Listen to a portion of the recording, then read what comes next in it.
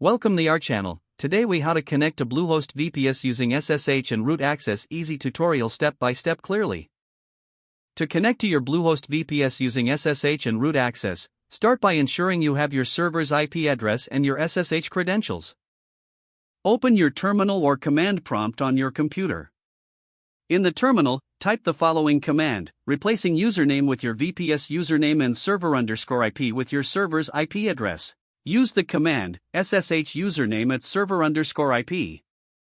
Press enter. You may see a message asking if you want to continue connecting. Type yes and press enter. Now, you will be prompted to enter your password. Type your password carefully, keeping in mind that you won't see it. Press enter after entering your password. If your credentials are correct, you will be logged into your VPS, and you will see a command prompt indicating you are connected. To gain root access, type the command sudo su.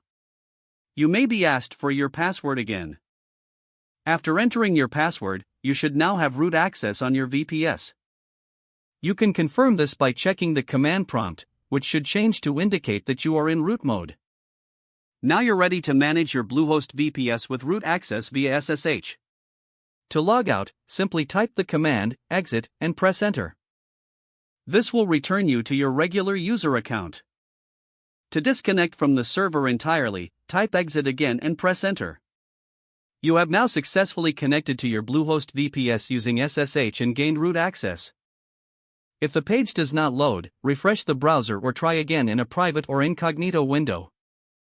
Make sure you are using the correct email address, then retype it carefully to avoid small typos. If your password is not accepted, use the reset option and create a new strong password you can remember. Check your spam folder for verification or security emails, then complete any requested confirmation steps. Enable two-factor authentication if available to improve account security and reduce unauthorized access risk. After signing in, review your profile details so your contact information and settings are accurate and current. If you see an error message, note it down and try again after restarting your device and internet connection. Log out when you finish, especially on shared devices, to keep your account and payment information secure.